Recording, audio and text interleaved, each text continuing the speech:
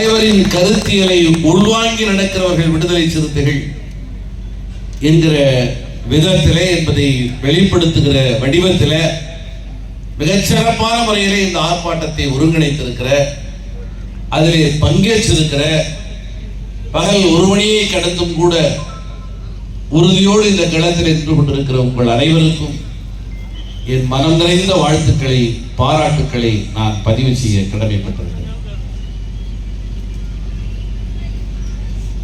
படுகொலைகள் தொடர்ந்து நடைபெற்றுக் கொண்டே இருக்கிறது.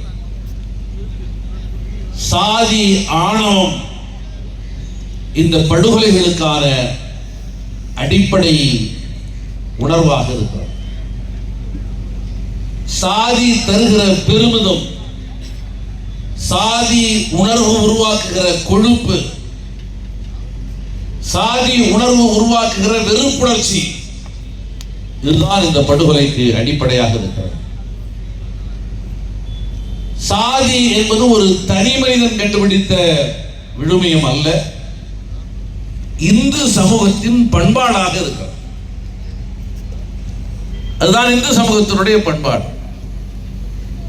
இந்து மதம் என்று ஒன்று இருக்கிறதா என்று சொன்னால், இந்து மதம் என்று ஒன்று இல்லை என்பதற்கு நடைபெற்றுக் கொண்டிருக்கிற சாதியானவ படுகொலைகள் தான் சாட்சி. தம்பி கவினாக இருந்தாலும், கோகுல் ராஜாக இருந்தாலும், இளவரசனாக இருந்தாலும், இவர்களது காதல் என்கிற அந்த நடவடிக்கையை தாண்டி அதன் பின்னால் இருக்கிற அதை நகர்த்துகிற கருத்தியலை நாம் புரிந்து கொள்ள வேண்டும். தம்பி கவின் ஒரு இந்து என்று சொன்னால், அவன் காதலித்த பெண்ணும் இந்து என்கிற அடிப்படையில் தான் இந்த உறவானது மலர்கிறது. ஒரு இஸ்லாமிய பெண்ணை காதலித்ததால் கவின் கொலை செய்யப்பட்டார் என்று சொன்னால், மதத்திற்கு இடையிலே இருக்கிற வெறுப்புணர்ச்சி என்றதை புரிந்து கொள்ளலாம். ஒரு கிறிஸ்துவ பெண்ணை காதலித்ததால் இளவரசன் உயிர் பலியானான் என்று சொன்னால், மதங்களுக்கு இடையிலே இருக்கிற வெறுப்புணர்ச்சி என்று அவன் புரிந்து கொள்ளலாம். கொல்லப்பட்ட கோகுல் ராஜாக இருந்தாலும் சரி, இளவரசனாக இருந்தாலும் சரி, கவினாக இருந்தாலும் சரி, இந்த வரிசையிலே சொல்லப்படுகிற நூற்றுக்கணக்கான தோழர்களாக இருந்தாலும் சரி, 1000 ஆண்டுகளுக்கு முன்னாலே, வரலாற்று காலத்திற்கு முன்னாலே மார்கை மாறுகால் வாங்கப்பட்ட மதுரை வீரனாக இருந்தாலும் சரி, அவன் இஸ்லாமிய பெண்ணை காதலிக்கவில்லை, கிறிஸ்துவ பெண்ணை காதலிக்கவில்லை, வெளிநாட்டு பெண்ணை காதலிக்கவில்லை. அவன் தன்னை இந்து என்று உணர்ந்திருக்கிறான். ஒரு இந்து மதத்தை பின்பற்றக்கூடிய ஒரு பெண்ணை தான் அவன் காதலித்திருக்கிறான். அந்த பெண்ணும் தன்னை இந்து என்று உணர்ந்திருந்தால் இந்த காதல் இயல்பானதாக போயிருக்கும். சுர்ஜித்தும் கவினும் இந்துதான், நானும் இந்துதான் என்று உணர்ந்திருந்தால் படுகொலைக்கான தேவையே இல்லை. ஆனால் சுர்ஜித்தால் தன்னை ஒரு இந்துவாக உணர முடியவில்லை. இதைத்தான் தெருப்பொறுக்கிகளாக நின்று கொண்டு இந்த அரசியல் இயக்கங்களை வழிநடத்திக் கொண்டிருக்கிற சனாதன வெறியர்களை பார்த்து விடுதலை சிறுத்தைகள் சொல்ல விரும்புகிறோம். நாங்கள் உங்களுக்கு எதிரானவர்கள் அல்ல.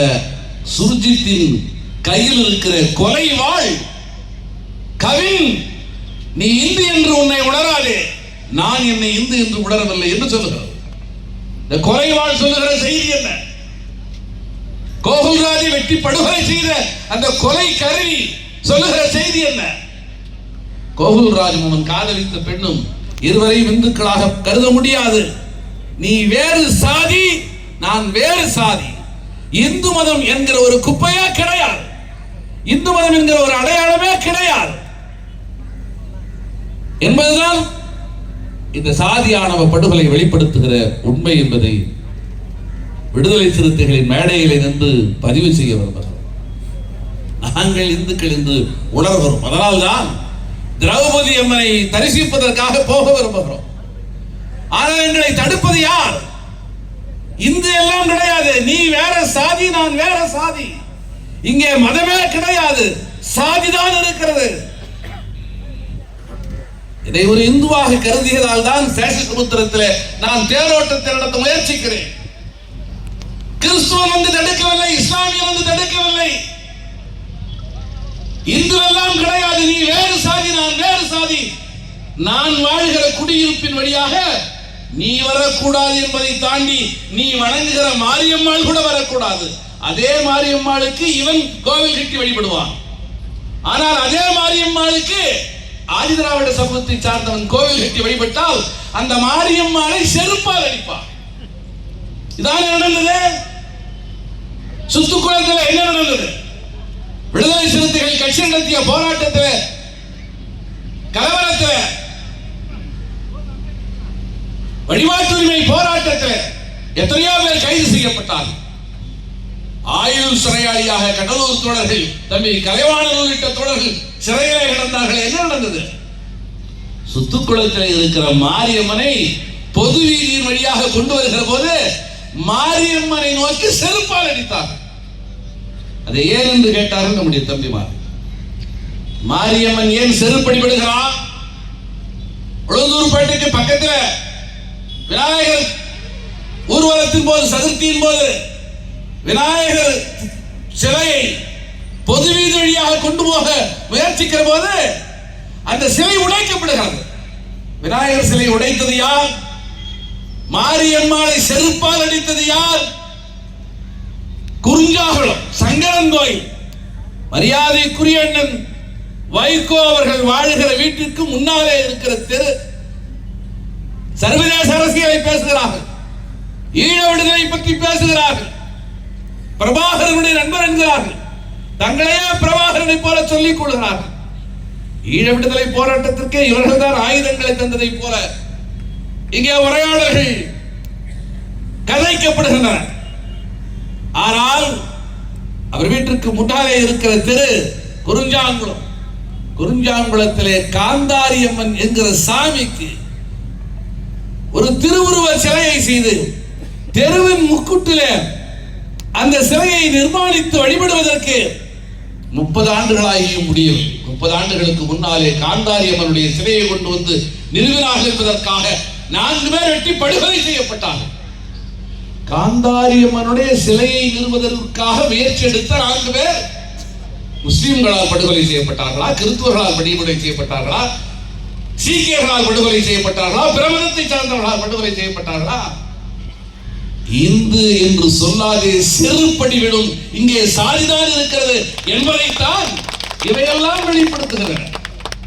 இந்து ராஷ்டிரம் என்று சொல்லிக் கொண்டிருக்கிற அயோக்கியர்களே, திருடர்களே, உங்களை பார்த்து விடுதலை சிறுத்தைகள் எச்சரிக்க விரும்புகிறோம். புரட்சியாளர் அம்பேத்கரின் கொள்கை வழியிலே நடந்து கொண்டிருக்கிறவர்கள் விடுதலை சிறுத்தைகள். எழுச்சி தமிழ் மரியாதைக்குரிய தலைவர் திருமாவர்கள் காலம் தந்த கருத்தியல் ஆயுதமாக கருத்தியல் களத்தில் பண்பாட்டு தளத்தில் நமது பண்பாட்டு மூலதனத்தை மீட்க வேண்டும் என்கிற கருத்தை வலியுறுத்தி வருகிற அருமை தோழர் ரவிக்குமார் போன்றவர்களும் ஆக சிறந்த அறிவாளர்களும் வழிநடத்துகிற இயக்கமாக விடுதலை சிறுத்தைகளுடைய இயக்கம் என்பது இன்று நடைபெற்றுக் கொண்டிருக்கிறது. இந்து என்றால் யார்? இந்து நாடு, இந்து ராஷ்டிரம் அமைக்கப்பட வேண்டும் என்று சொல்லுகிற RSS சண்பரிவார கும்பலை பார்த்து நான் கேட்க விரும்புகிறேன். சிதம்பரம் நடராசர் கோவில் இந்து கோவில் தான். அந்த இந்து கோவிலே போய் ஆதிதிராவிட சமூகத்தை சார்ந்தவன் பூசாரி ஆக முடியுமா? ஆகமத்தை படித்து வேதங்களை அறிந்து நீ நடத்துகிற பயிற்சி பள்ளியிலே கலந்து கொண்டு உன்னுடைய மாணவர்களை மிக சிறப்பான முறையிலே வேதத்தை கற்றுணர்ந்து ஓதுவதற்கு நான் தயாராகி சான்றிதழ் பெற்ற பிறகும் கூட, கல்வியால் ஞானத்தால் வேதத்தை நான் ஏற்றுக்கொண்ட பிறகும் கூட சிதம்பரத்தில் போய் என்னால் அர்ச்சகராக முடியுமா? இந்து கோவில், ஆனால் பார்ப்பவர்களின் கட்டுப்பாட்டிலே இருக்கிற கோவில். நாம் போகலாம், வழிபடலாம், காணிக்கை போடலாம், அப்படியே போய்கொண்டே இருக்க வேண்டியதுதான். பட்டியல் சமூகத்தை சார்ந்தவர்கள் மாத்திரமல்ல, ஆறுமுகசாமி என்பவர் வன்னிய சமூகத்தை சார்ந்தவர். அவர் போய் அந்த சிற்றம்பல மேடையில் நின்று தேவாரம் திருவாசகத்தை பாட விரும்புகிறார், அடித்து விளையாட்டுகிறார். தீட்சிதர்கள் மட்டும்தான் இந்த அம்பலத்தில் ஏற முடியும். அவர்களுக்கு மட்டும்தான் அந்த அதிகாரம் இருக்கிறது, உரிமை இருக்கிறது. தமிழ்நாடு அரசே சட்டத்தை உருவாக்குகிறது. தீட்சிதர்களுடைய மரபுரிமை என்பது அர்ச்சக பணிகளை செய்வதற்காக வேண்டுமானால் இருக்கலாம், ஆனால் நிர்வாகத்தை அறநிலையத்துறையின் கையிலே ஒப்படைக்க வேண்டும் என ஒரு சிறப்பு அலுவலரை போராடி முத்தமிழறிஞர் சமத்துவ பெரியார் கலைஞர் கொண்டு வந்தார். ஆனால் கலைஞரால் கூட, கவர்மெண்டால் கூட, அரசாங்கத்தால் கூட தில்லை கோவிலை, நடராசன் கோவிலை அரசு கட்டுப்பாட்டில் வைத்திருக்க முடியவில்லை. சாதி வெறிகள் உச்ச நீதிமன்றத்திற்கு போறார்கள், தடை வாங்கி கொண்டு வந்தார்கள். மரபுதான் இறுதியானது. ஆகவே மரபுரிமை தான் நிலைநிறுத்தப்பட வேண்டும். அரசியல் சாசனம் தந்திருக்கிற சமத்துவம் என்கிற விதியா, ஆகம விதிகளின் பெயராலே, புராணங்களின் பெயராலே, தெய்வ நம்பிக்கையின் பெயராலே முன்வைக்கப்படுகிற மரபுரிமை பெரிதா என்று சொன்னால், மரபுரிமை தான் பெரிது என்று தீர்ப்பளித்து உச்ச நீதிமன்றம் தில்லை நடராசர் கோவிலை தீட்சிதர்களுக்கே தந்துவிட்டது. இந்து கோவில் பார்ப்பானுடைய கட்டுப்பாட்டிலே இருக்கிற கோவிலாக இருக்குமானால், இந்த நாடு இந்து நாடாக மாறினால் என் நிலை என்ன என்பதுதான் இங்கே இருக்கிற கேள்வி. சாதி ஆணவம், சாதி திமிர், சாதி பெருமை, சாதி கௌரவம் என்கிற சொல்லை மாத்திரம் உழைக்கிறான் விடைபெற வருவது.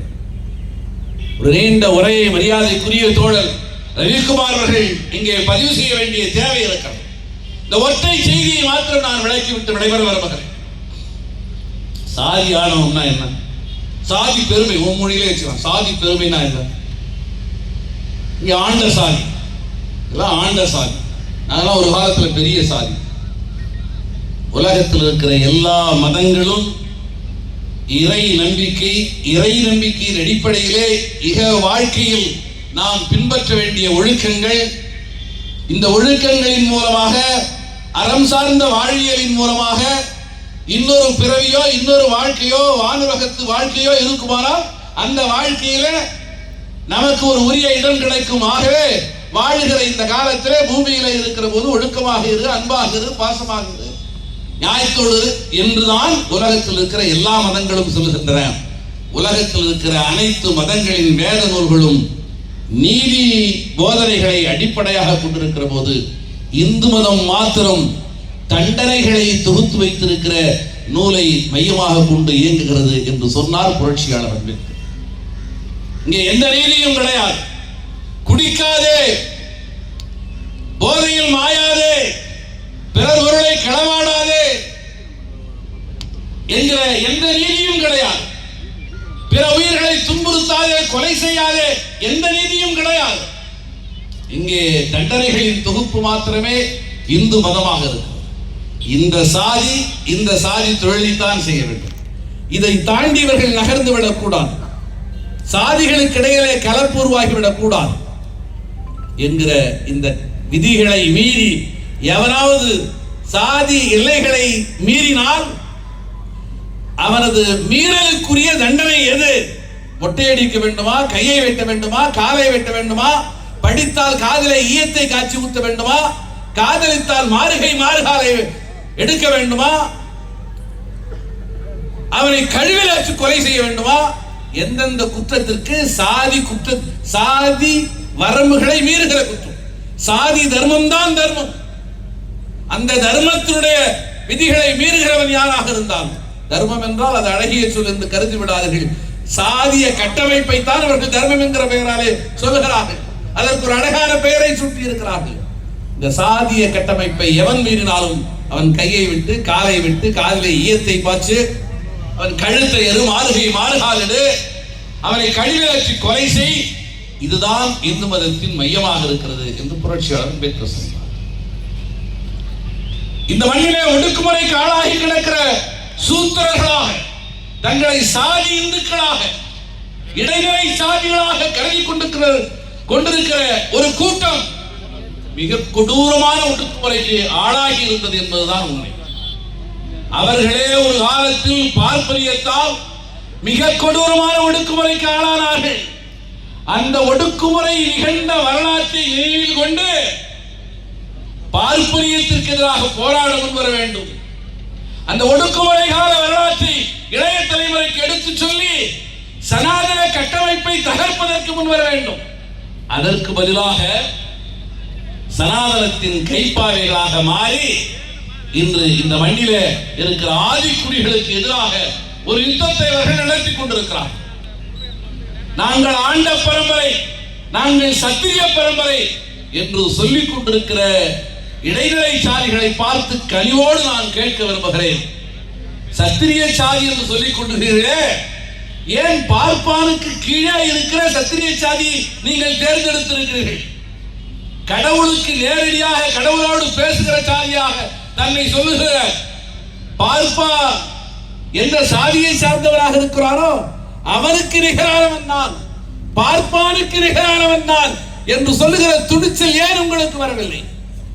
நீங்கள் பக்கத்தில் இருக்கிற சாதிகளை எல்லாம் பின்னுக்கு தள்ளிவிட்டு சத்திரியராக முயற்சிக்கிறீர்கள். ஆனால் எப்பொழுதும் நீங்கள் பார்ப்பனிய தலைமையை ஏற்றுக்கொள்கிறீர்கள். பார்ப்பானுக்கு கீழே நான் என்று பொருள். நான் சத்திரிய சாதி என்றால் என்ன பொருள்? சூத்திரனுக்கு மேலே சரி, வைசியனுக்கு மேலே சரி, சூத்திரனுக்கும் வைசியனுக்கும் மேலே என்றால் யாருக்கு கீழே? நான் பார்ப்பானுக்கு கீழே என்று பொருள். அதுதானே பொருள்.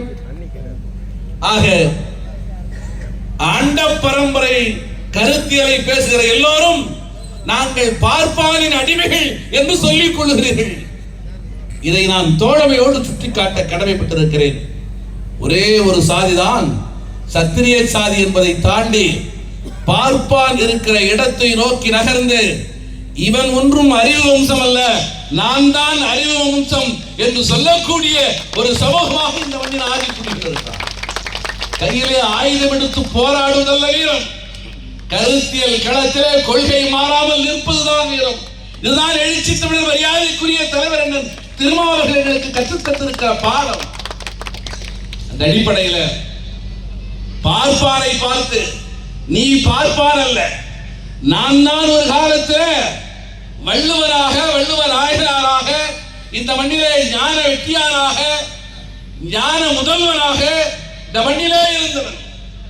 வள்ளுவம் உருவாக்கி இருக்கிற திருக்குறள் என் முன்னோர்கள் என்ற குறள், திருக்குறளும் நாலடியாரும் தந்திருக்கிற வம்சத்திற்கு தொடர்புடையவர்கள் நாங்கள். நாங்கள் அறிவு வம்சம், பார்ப்பானை விட வேறானவர்கள் என்று சொல்லுகிற துணிச்சல் இந்த சமூகத்துக்கு மட்டும்தான் இருக்கு. ஏன் நம்ம சத்திரியர் சொல்லிட்டு பாப்பானுக்கு கீழே இருக்கணும்? வந்தேரிகளாக இருந்த பார்ப்பனர்கள் அசோக பேரரசாக மௌரிய பேரரசாக விரிந்து கிடந்த அந்த மௌரிய பேரரசை புஷ்யமித்திர சுகர் என்கிற பார்ப்பன படை தளபதி கடைசி மன்னனை வஞ்சகத்தால் படுகொலை செய்து ஆட்சியை கைப்பற்றி அவன் காலத்தில் உருவான மனு என்கிற அந்த வேத விற்பனன் தான் இந்த மனு கொள்கைகளை எல்லாம் உருவாக்கினான் என்கிற ஒரு வரலாற்று பார்வை உண்டு. இந்த வரலாற்று பார்வைக்கு பின்னாலே கிடக்கிற கொடூரங்கள் எவ்வளவு! யார் இடிநிலைக்கு ஆளாக்கப்பட்டது? இடைநிலை சாதி ஆண்ட பரம்பரை என்று சொல்லிக் கொண்டிருக்கிற நண்பர்களை பார்த்து நான் கேட்க விரும்புகிறேன். சிறை கம்பிகளுக்கு பின்னாலே இருக்கிற சுர்ஜித்தையும், சுர்ஜித் நம்பி வந்தவரை கழுத்தறுத்தார் என்று சொன்னார்களே, அப்படி நம்பி வந்தவரை கழுத்தறுத்த அந்த கோழையை வீரென்று கொண்டாடி கொண்டிருக்கிற அயோக்கியர்களையும் பார்த்து நான் கேட்க விரும்புகிறேன். இந்த மனு யாரை ஒடுக்கியது? யாரை இழிவுபடுத்தியது? இந்த மண்ணிலே ஒடுக்குமுறைக்கு ஆளானவர்கள், சேரி என்கிற சிறையிலே அடைபட்டவர்கள், சாதியை மறுத்த சனாதனத்தை எதிர்த்த பட்டியல் சமூகத்தை சார்ந்தவர்கள் மாத்திரமா? மேலாடையே அணிய முடியாது என்கிற ஒடுக்குமுறைக்கு ஆளானது யார்? பட்டியல் சமூகத்தை சார்ந்தவர்களா? இடைநிலை சாதிகளை சார்ந்தவர்கள். வரலாற்றை தெளிவாக புரிந்து கொள்ளுங்கள். வைக்கம் போராட்டம் வைக்கம் போராட்டம் என்று சொல்கிறார்களே, ஆதி திராவிட மக்களை கோவில் பாதையிலே கொண்டு போவதற்காக நடந்த போராட்டமா? இடைநிலை சாதிகள் இப்பொழுது ஆண்ட சாதி என்று சொல்கிறார்களே, அந்த ஆண்ட சாதி காரன்தான் கோவில் இருக்கிற பாதையிலே நுழையக்கூடாது என்று விரட்டப்பட்டார். கழுகுமலை கலகம் என்று சொல்கிறார்களே, இந்த கழுகுமலை கலவரம் யாருக்காக நடத்தப்பட்டது? பட்டியல் சமூகத்தை சார்ந்தவர்கள் கோவிலுக்குள்ளே நுழைய வேண்டும் என்று நடத்திய போராட்டமா? இடைநிலை சாதிகள் ஆண்ட சாதிகள் என்று சொல்லிக் கொள்கிறார்கள், அவர்களுக்காக நடத்தப்பட்ட போராட்டம். திருச்செந்தூரில் 1935 ஒரு தீர்ப்பு வருகிறது. வாணிய செட்டியார் சமூகத்தை சார்ந்தவர்களும் கோவிலுக்குள்ளே நுழையலாம் என்று ஒரு தீர்ப்பு. யாருக்காக வழங்கப்பட்ட தீர்ப்பு? பட்டியல் சமூகத்தை சார்ந்தவர்களுக்காக வழங்கப்பட்ட தீர்ப்பா? இன்று யார் எங்களை உள்ளே விடக்கூடாது என்று கொந்தளிக்கிறானோ, குமுறுகிறானோ, பொய் மீசி முறுக்குகிறானோ, அவன் ஒரு காலத்தில் சனாதனத்தால் ஒடுக்குமுறைக்கு ஆளாக்கப்பட்டு வெளியே கிடந்தான், குற்ற பரம்பரையாக கிடந்தான். அவனுக்காக நடந்த போராட்டம். யார் இந்த மண்ணிலே குற்ற பரம்பரையாக ஒடுக்கப்பட்டது? இடைநிலை சமூகத்தை சார்ந்த வீரம் செறிந்த வரவர் குடிகள் அல்லவா? பிரிட்டிஷ் ஆட்சியாளர்களால் குற்ற பரம்பரையினர் என்று ஒடுக்குமுறைக்கு ஆளானார்கள். இந்த ஒடுக்குமுறையை எதிர்த்து போர்க்குரல் எழுப்பியது யார்? புரட்சியாளர் அம்பேத்கர் இல்லையா? அதை புரிந்து கொள்ள வேண்டும். யார் தேவதாசிகளாக ஆக்கப்பட்டார்கள்? கோவிலிலே போய் தேவதாசிகளாக யார் ஆக்கப்பட்டார்கள்? பட்டியல் சமூகத்தை சார்ந்தவர்களா? யார் கடவுளை ஏற்றுக்கொண்டார்களோ, யார் பார்ப்பானை ஏற்றுக்கொண்டார்களோ, யார் இடைநிலை சாதியாக இருந்தார்களோ அவர்கள் வீட்டு பிள்ளைகள் தான் அங்கே அத்தகைய கொடுமைக்கு ஆளானார்கள் என்பதைத்தானே மூவலூர் ராமாமிர்தம் அம்மையாருடைய வரலாறு நமக்கு சொல்லுகிறது. இங்கே தர்மஸ்தலம், கர்நாடகாவிலே மஞ்சுநாதா கோவில், தட்சிண கன்னடா என்று சொல்லப்படுகிற அந்த இடத்தில் அமைந்திருக்கிற மஞ்சுநாதா கோவிலுடைய வளாகம் முழுவதும் தோண்ட தோண்ட இளம் பெண்களுடைய பிணம் கிடக்கிறது. யாருடைய பிணம் அது? எந்த சாதியினுடைய பிணம் அது? கோவிலுக்குள் நுழைவதற்கு அனுமதி மறுக்கப்பட்ட ஒடுக்கப்பட்ட சாதியை சார்ந்தவர்களுக்கு அந்த பிரச்சனையே இல்லை. ஏனென்றால் அவர்கள் கோவிலுக்கே போக வேண்டிய தேவையில்லை. கோவிலை நம்பி, பார்ப்பானை நம்பி, பூசாரியை நம்பி, கடவுளை நம்பி அந்த கோவிலுக்குள்ளே யார் போனார்களோ அந்த பிள்ளைகள் தானே படுகொலைக்கு ஆளாகி இருக்கிறார்கள். ஆண்ட பரம்பரை, ஆண்ட பரம்பரை என்று சொன்னால் அதற்கு பின்னாலே இருக்கிற வரலாறு புரிகிறதா? நீ தலை நிமிர்ந்து நடக்க வேண்டும். நீயும் தலைப்பாகை கட்டிக்கொள்ளுகிற உரிமையை பெற வேண்டும் என்பதற்காக ஐயா வைகுண்டர் நடத்திய போராட்டத்தை மறந்து விட்டாயா? மார்பை மறைக்க முடியாது, தலைப்பாகை கட்ட முடியாது என்கிற ஒடுக்குமுறைக்கு உன்னை சனாதனமாக்கியது. அதை எதிர்த்த போராட்டங்கள் வரலாறாக பதிந்து கிடக்கிறது. வரலாற்றை படிப்பதற்கு பதிலாக புராணம் என்கிற புதைகுழியிலே போய் விழுந்து ஆண்டச்சாதி என்கிற அருவருப்பான கழிப்பை மேலே பூசிக்கொள்கிறீர்களே. நேற்று நடந்த கூட்டத்தில் இதைத்தான் சொன்னேன். நீ கருப்பாக இருக்கிறாய் என்று யாராவது விடுதலை சிறுத்தைகளை பார்த்து இழிவுபடுத்தினால், நான் இந்த மண்ணின் பூர்வகுடி, காலையிலிருந்து மாலை வரை விவசாய நிலத்திலே கடப்பாறை எடுத்து, மண்வெட்டி எடுத்து, கொந்தளத்தை எடுத்து பணியாற்றக்கூடியவன் நான். மூக்கு புடைக்க, வேர்வை வழிய விளை நிலத்திலே பணியாற்றுகிறேன். யாரையும் ஏமாற்றி நான் சாப்பிடவில்லை. நானோ என்னுடைய மூதாதையர்களோ உழைத்து வாழ்ந்தவர்கள். இயற்கை என்னையின் பிள்ளைகள், தமிழ் தாயின் பிள்ளைகள் என்பதற்காக தமிழ் தாய் எங்களுக்கு தந்திருக்கிற சான்றுதான் இந்த அழகான கருப்புகள். என் தம்பி அழகா உட்கார்ந்துருக்காங்க. இதுதான் கருப்பு. ஆனா ஆண்ட சாதி பெருமைனா என்ன தெரியுமா? சில பேர் இப்ப நிறைய விளம்பரம் வரும். இந்த மாதிரி கருப்பாக இருக்கிறீர்களா, வெள்ளை கிரீம் இருக்குது, இந்த கிரீமை எடுத்து பூசிக்கிட்டா மூஞ்சி வெள்ளையாயிடும், மூஞ்சில் இருக்கும், மூஞ்சி வெந்துமாய் வருவான். ஆனா இருக்கலாம், பெண்ணா இருக்கலாம், யாராவது நம்ம பிள்ளைகள் கூட அப்படி தவறுதலா புரிஞ்சுக்கிறாங்க. என்னம்மா மூஞ்சில வெந்து போயிருக்கு? இல்லைண்ணா ஏதோ கிரீம் இருக்கு, அது கடனா நல்லா இருக்குன்னு சொன்னாங்க, அதனால அந்த கிரீமை தடவை கடைசியில் மூஞ்சி வெந்து போச்சு. ஆண்ட பரம்பரை என்பது வேறு ஒன்றுமல்ல, கருப்பை சிவப்பாக்க முயற்சிக்கிற அந்த கிரீமை போன்றது. சனாதன வியாபாரிகள் அந்த கிரீமை மூஞ்சில பூசிட்டு கொஞ்ச நாளைக்கு பிறகு உன் மூஞ்சி வெந்துடும் அவனுக்கு தெரியும். தற்காலிகமாக உன் முகத்திலே பூசப்படுகிற கிரீம் அது, அவனுடைய அருவருப்பான மலம் அது. சனாதன சண்பரிவார கும்பலுடைய மலம் தான் ஆண்ட பெரும்பரை என்கிற பொய்யான புகழ். அந்த போதையிலே விழுந்து கிடக்கிற ஒரு சமூகம் இன்று அந்த போதையில இருந்து விடுபட வேண்டும் என்ற அடிப்படையில் தான் விடுதலை சிறுத்தைகள் தொடர்ச்சியாக இந்த போராட்டத்தை நடத்தி வருகிறோம். சட்டமன்ற கட்சி தலைவராக மரியாதைக்குரிய தலைவர் எழுச்சி தமிழர் அவர்களால் அடையாளப்படுத்தப்பட்டு 4 பேர் பானை சின்னத்திலே வெற்றி பெற்று உள்ளே போனோம். 4 பேர் போனால் அது ஒரு கட்சியாக சட்டப்பேரவையால் அங்கீகரிக்கப்படும். ஒருவர் போனால் இண்டிபெண்டன்ட், 2 பேர் 3 பேர் போனால் அது குரூப், 4 பேர் வெற்றி பெற்று உள்ளே போனால் அவர்களை ஒரு கட்சியாக அங்கீகரிப்போம் என்று அந்த கட்சிக்கு ஒரு எதிர்கட்சி தலைவர் என்கிற அடையாளத்தோடு என்னை திடுமறை எதிர்கட்சி தலைவர் வரிசைகளை கொண்டு போய் உட்கார வைத்தார்கள். எனக்கு ஆச்சரியமாக, முதல்வருக்கு முன்னாலே, அமைச்சர் பெருமக்களுக்கு முன்னாலே முதல் வரிசையில அண்ணன் எடப்பாடி பக்கத்தில் உட்கார்ந்துருப்பார். அதுக்கு பிறகு அவர் காங்கிரஸ் பேர் இயக்கத்தினுடைய சட்டமன்ற கட்சி தலைவர். அதற்கு பிறகு அண்ணன் கோகாமணி, அதற்கு பிறகு நயினா நாகேந்திரன். தேசிய அவங்களும் நாலு பேர் தான், பாஜகவும் 4 பேர் தான். ஆனால் அவங்க தேசிய கட்சிக்கு இருந்தாலும் எனக்கு முன்னாடி விடுதலை சிறுத்தைகள் அதுக்கு பக்கத்தில். நானும் அண்ணன் நயினா நாகேந்திரன் ரொம்ப அன்பா பாசமாக பேசிட்டு இருக்கேன். காட்சியில் பார்ப்போம். அண்ணன் கோகாமணியோடு ரொம்ப அன்பா பாசமாக பேசிட்டு இருக்கோம். சட்டமன்றத்தில் பேசுவது சிந்தனை செல்வராக இருந்தாலும் ஒரு தாயை போல என்னை வழிநடத்திய ஒரு மகத்தான ஆளுமை அருமை தோழர் ரவிக்குமார் என்பதை இங்கே நான் உங்களோடு சொல்ல, அதை சொல்றதுக்காக இந்த மேடைக்கே வருகிறார். தலைவர் என்னை உருவாக்கினார், வாழாக்கினார் என்றாலும் கூட சட்டப்பேரவையில் எதை பேசணும், எந்த தூண்டில போட்டா எந்த மீனை எடுக்க முடியும் சிந்தனை பெரிய பெரிய விஷயமா பிளான் பண்ணாதீங்க. இந்த கூட்டத்தொடர் முடியும் போது ஒரு 4-5 மீனை தூக்கிட்டு வந்து நீங்க இதைதான் அடிங்க அப்படின்னு ப்ராப்பரா அடித்தார். செய்ய முடிஞ்சது பல விஷயங்கள் அவர் நகர்த்திதான். அண்ணன் ரமேஷ்நாதன் போன்றவர்கள் உடனிருந்து வழிநடத்திதான் ஒரு வரலாற்று சிறப்பு வாய்ந்த சட்டம் என்று உருவாக்கப்பட்டிருக்கிறது. எப்படி SC/ST atrocity prevention of atrocities ஆக்டுக்கு போராட்டம் நடத்துறீங்களோ அது மாதிரி இந்த சட்டத்தையும் நீங்க போராட்டத்தை நடத்தி நடைமுறைப்படுத்தி வரணும். இந்த சட்டம் என்ன தெரியுமா? அதான் சிறப்பு உட்கூறு சட்டத்தை திட்டத்தை நடைமுறைப்படுத்துவதற்கான சட்டம். SC/ST development action plan act 2024 என்பது 1,00,000 கோடி வெல்ஃபேர் பட்ஜெட் தான். அதுல 20,000 கோடி சிந்தனை செல்வன் கொண்டு வந்து சேர்த்து இருக்கிற தொகை ₹1 இல்ல. என் வீட்டுக்கு அந்த தொகை வராம இருக்கலாம். என்ன சிந்தனை செல்வன் எம்எல்ஏ கூட இன்னும் ஒன்னும் பரபரப்பு ஒண்ணு காணா. எங்கேயாவது வாங்கி பதுக்கி வச்சிருக்காரா? பெங்களூர்ல இடம் வாங்கிட்டாரா?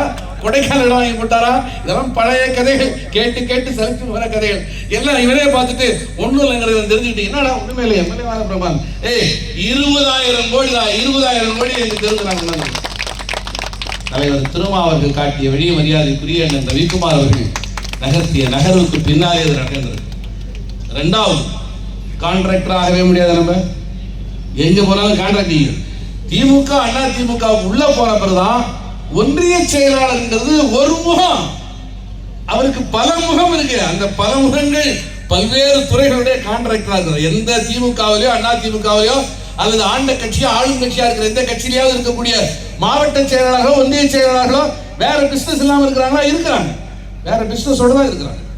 ஆனா நமக்கு எந்த பிசினஸுமே இல்லை. நம்ம மேலதான் பிசினஸ். நம்ம நகரவே முடியாத மாதிரி நம்ம மேல 1008 வழக்குகளை போட்டு அமுக்குறாங்க.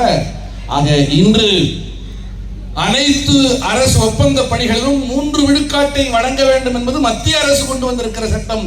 தமிழ்நாட்டிலே அது 5 விழுக்காடாக தொடக்க நிலையில் 5 விழுக்காடாக இருக்க வேண்டும் என ஒரு சட்டம் உருவாக்கப்பட்டிருக்கிறது. நீங்க போராடுவது வேண்டி மேடை வந்து சிந்தனை சொல்லிட்டு போறாரு. அப்படி சட்டம் இருக்கா இல்லையா? இந்த கான்ட்ராக்ட் அட்வர்டைஸ்மெண்ட்ல வந்திருக்கா இல்லையா? டெண்டர் டிரான்ஸ்பரன்சி ஆக்ட், அந்த ஆக்ட்ல ஒரு அமெண்ட்மெண்ட் கொண்டு வந்திருக்கிறோம்.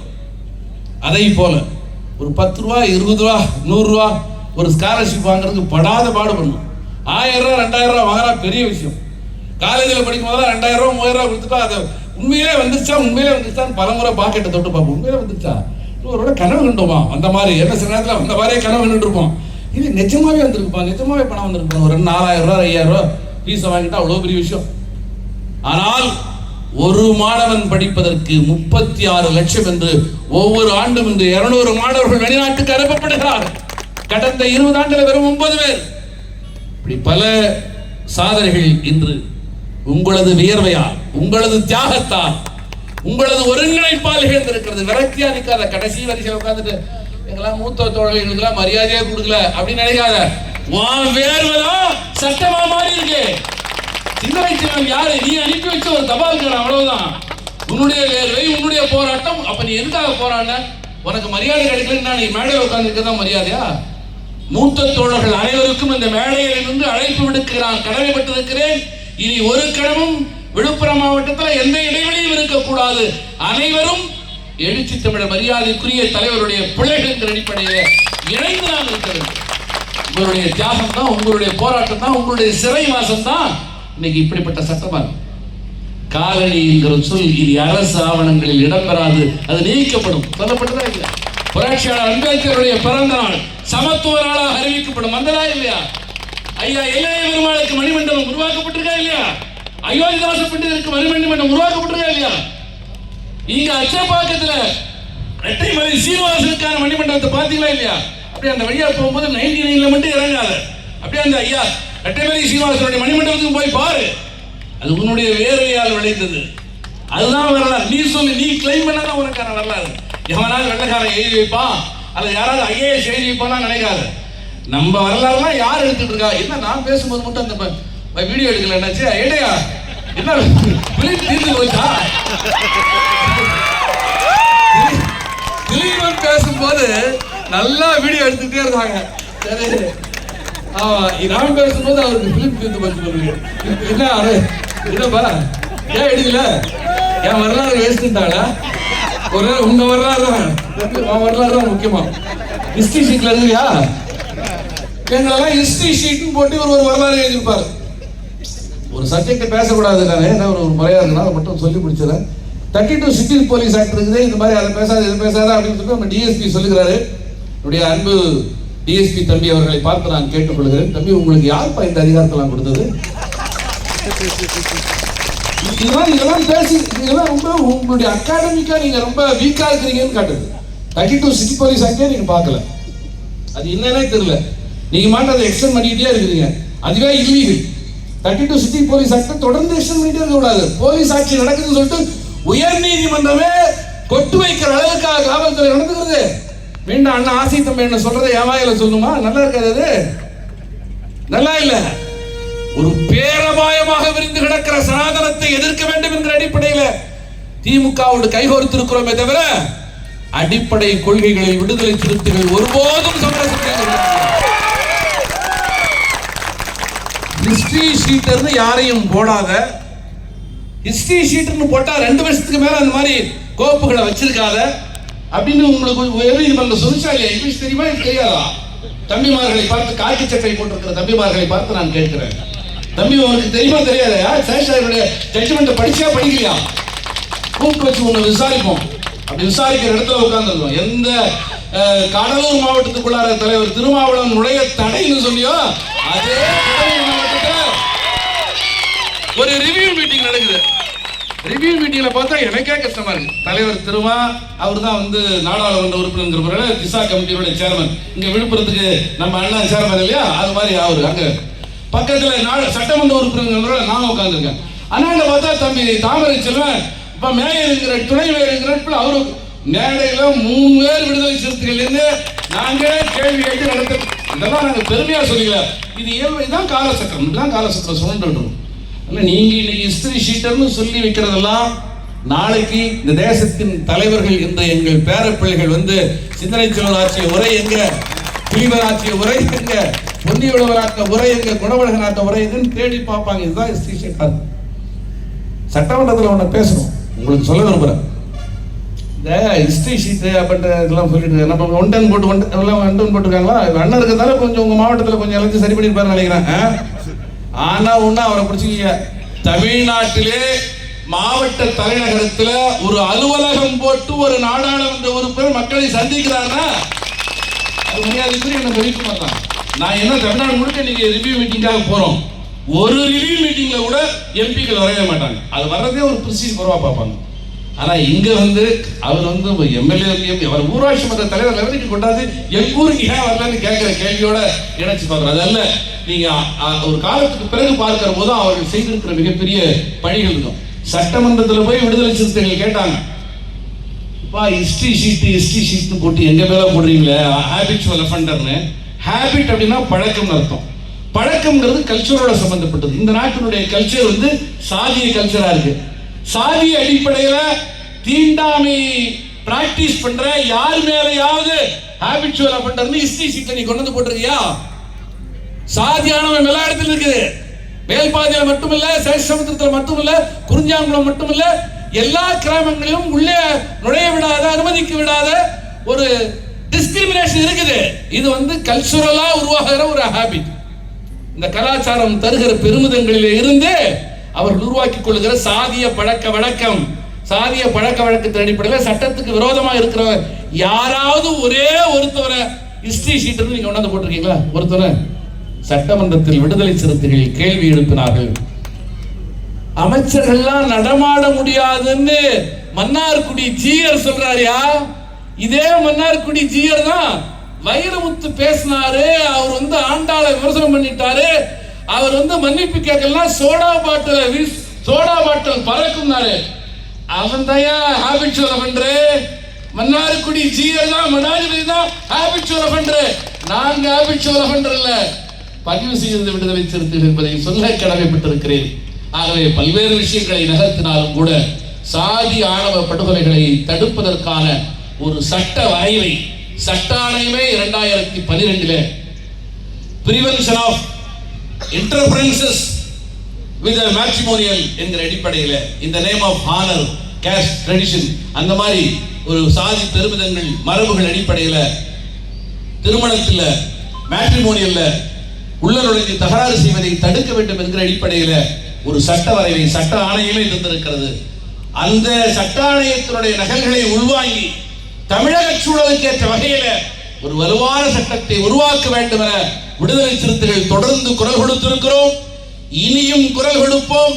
எழுச்சி தமிழரின் வழிகாட்டுதலோடு சட்டமன்ற களத்தில் இன்று விடுதலை சிறுத்தைகள் போராடும் என்பதை சொல்ல கடமைப்பட்டிருக்கிறேன்.